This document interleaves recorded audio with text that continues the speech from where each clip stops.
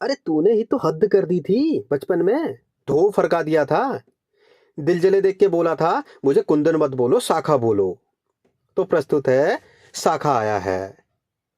अरे धर धर इति धर, इतना भी क्या अर्जेंट था जो तू वहां से यहाँ भागा आया है। अरे उल्लू पट्टे, देख नीचे बॉर्डर से साखा आया है।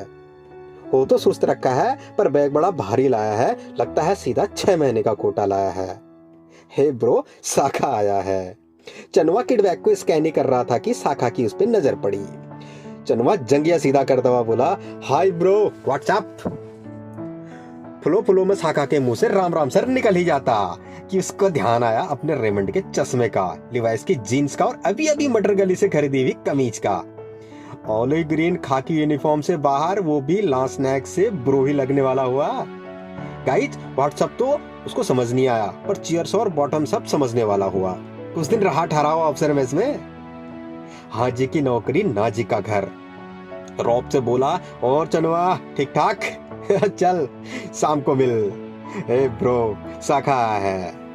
ये जो पगडंडी मल्ली वाखली को खलधार से जोड़ती है, हर बार छुट्टी में नई सी क्यों लगती है दोस्त? अरे इधर तो खड़ंजा था, सीसी मार किसने किया दोस्त? अरे हरवा ने भी नया डिस्टेंबर लगा लिया, ये बैठे बैठे खर्चा कहाँ से लाता है दोस्त? अरे नई ग्रिल किसकी लगी है दोस्त?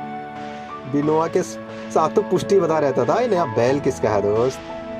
सब तो चमक दमक है। अरे ढोलबाजियों पहला योजा हौलदार और लारे के। चलो शाम को मिलो। ए ब्रो, साखा आया है। ईजा सुबह से लगी ठहरी, कमरा चम कर दिया है, नीचे नया मेड बिछा दिया है, 4 कुर्सी 1 टेबल, उसके ऊपर कैंटीन से लाया हुआ जग सजा दिया है। अरे संतरी होगा फौज में, घर में तो मेरा बेटा साहब है। करे भी तो क्या करे, ले देंगे पहाड़ में, यही तो एक गवर्नमेंट जॉब है। गोपाल दा बॉय रहे थे, फूल वाले फौज भी खा गए हैं, अग्निवीर योजना ला गए हैं। दौड़ता भागता पहाड़ रुक सा गया है, मोबाइल उठा के बिलोगिंग की तरफ घुस गया है। अरे छोड़ो, यहाँ शाम हो गई है। हौलदार साहब कहाँ चाहो? साका भाई के घर में बारात सी आ गई है। बड़ी रात हो गई, चीयर सब तो हो गया, बॉटम सब अब भभरी गया है, नफरी ऊपर नीचे हो गई है। हौलदार साहब मरामार की नौबत आ गई है। हिलता डुलता कोने से साखा चिल्लाया, चिल्लाता रह गया, हम कौन आया है? मोनिया बोला, हे ब्रो, अपना भाई साखा आया है। वक्त बीता तो साखा ने भी वही किया जो सब फौजी करते हैं, हल्द्वानी में प्लॉट स्लॉट। अब घूमते घामते कुसुम खेड़ा में मुलाकात हुई, बड़ा बटवा देखकर मैं बोला, साखा कदों एकड़? साखा पूरा मोमो निकल गया, बोला, दाजू यहाँ पे पत्ते चल गो मगर कदों बेशी सैकड़।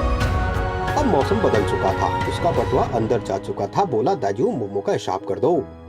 शायद वो EMI की किस्त जोड़ चुका था। रिश्तेदारों यारों ने तो उसका फोन उठाना ही बंद कर दिया था। साखा बहुत रुष्ट था, सब कुकरी चलों का नंबर व्यस्त था। खैर अगली छुट्टी में उसका झोला बहुत छोटा था, बंतोले से पहली बार वो शाम को घर जल्दी लौटा था। अरस्तु ने कहा तो है, मनुष्य सामाजिक प्राणी है, जो समाज में नहीं रहता या तो वो देवता है या दानव। लेकिन साखा इन दोनों के बीच कुछ बन चुका था, न देवता न दानव, बस एक सुलझा हुआ मानव। सरोली अमा ने तो उसको कब का कह दिया ठहरा, जब लागे तब जाने। अब उसके कमरे में बस एक ही खाट है। साखा अब गिने चुने लोगों का यार है।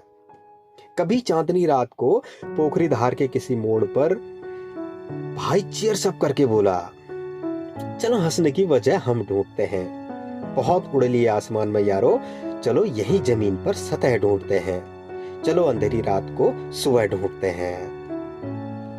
ब्रो, कुंदन मतलब शुद्ध तपा सोना। क्या सोने का कोई भाव नहीं होता है? हर जगह अहम ब्रह्मास्मि का तौर नहीं होता है।